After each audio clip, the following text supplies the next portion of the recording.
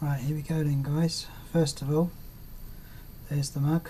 Tomorrow that's going to be travelling down to West Virginia to Moundsville, then across to Washington, Baltimore, and then back up across Pennsylvania back to Niagara Falls.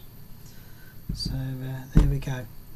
That has had pens in it, coaxial connectors, everything but coffee. It's been to Dayton. It's been photographed with Bud from Buddy Pole and Chris, and spends most of its time down here in my shack. I can't take it to Niagara Falls because I think somebody else has already done that.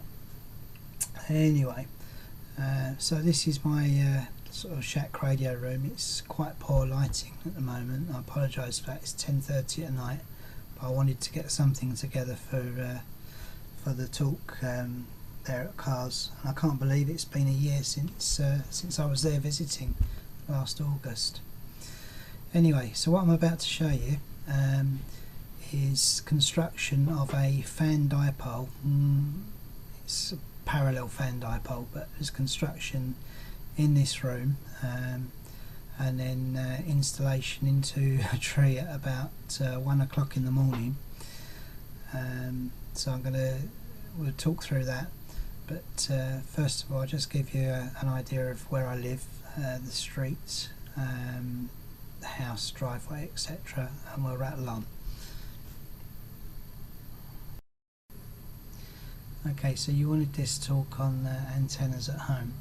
I think also of interest to you would be the fact that I go out and fly a kite, especially for Tony. I go over an empty parking lot with some fields next to it. It's actually on the edge of a school, and I operate from the back, like parcel shelf in the car, the tailgate. A Yaesu 840 from quite a hefty, it's not a gel cell, it's a utility battery. It's like an electric wheelchair battery, and I run through an ATU and about anything up to 400 foot of wire going straight up.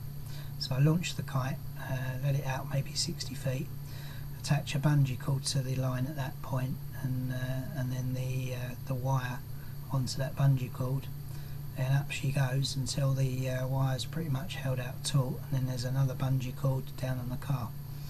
But hey, you want to know what happens at home, so here's what happens at home.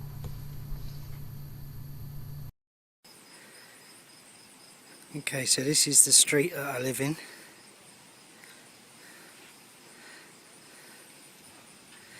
That's my garage and where my antenna is. And this is my car and Julia's car.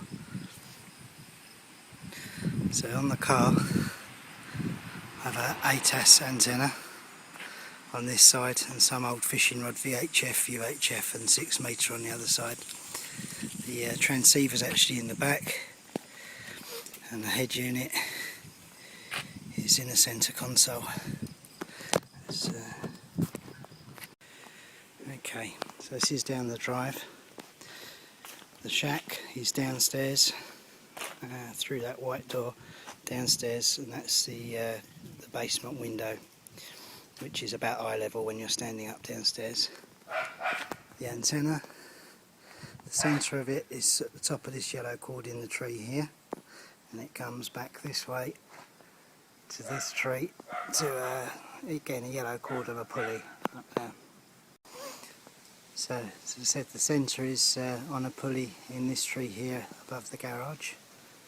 It's fed by RG58 coax, and we saw that it came out this way. Obviously it also goes that way, and the antenna itself is a fan dipole, homebrewed, made from dollar store, which is like a pound shop, plastic rulers and speaker cable. I've just lowered, so hopefully we can see in more detail the centre piece here. It's like a T from Waters and Stanton, and then the wires go out 5 different ways for 5 different bands that I made the antenna for. The lowest band being 80 metres, and it's actually resonant, about 3.78 megs. In fact, that's probably the only band that it's properly resonant on. So it runs out here on the plastic rulers, as you can see. There's a particular way I designed that, which I shall show in a bit on paper. I designed it so that the elements were held by plastic rulers along the way, like some of them finish earlier, like this one here. I couldn't tell you what band that is without looking at the calculation, but it finishes at a plastic spatula, also from the dollar store. I've done that so that this ruler further on can then support it. Oh, interesting.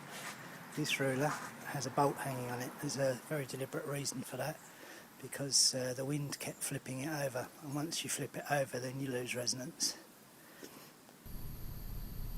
Okay, now you've seen a little about the antenna, etc. I just explain how I made it before I show you the images. I calculated with a spreadsheet, an Excel spreadsheet, with the formula 2468. Went out, stuck one single band up, and realised that 468 wasn't 468. I forget what the exact figure is, but anyway, I worked it back and recalculated the figure. Say it was 450, I don't know. Then I put that back into a spreadsheet, recalculated, and then I knocked up the results from that on a Visio drawing, just so I could kind of picture what I wanted to do, and then from that I built the thing. And it was a visit down to the dollar store, which is like the pound store, and all the speaker cables, spatulas and plastic rulers actually came from there. There's a picture, you've either seen it or you're about to see it. Yeah, from the dollar store. The only expense items were the length of coax, which I think I've retrieved from England, and the SO239 kind of T adapter, dipole adapter, which came from Waters and Stanton. That's it really. The rest of it's on the cheap, and it works.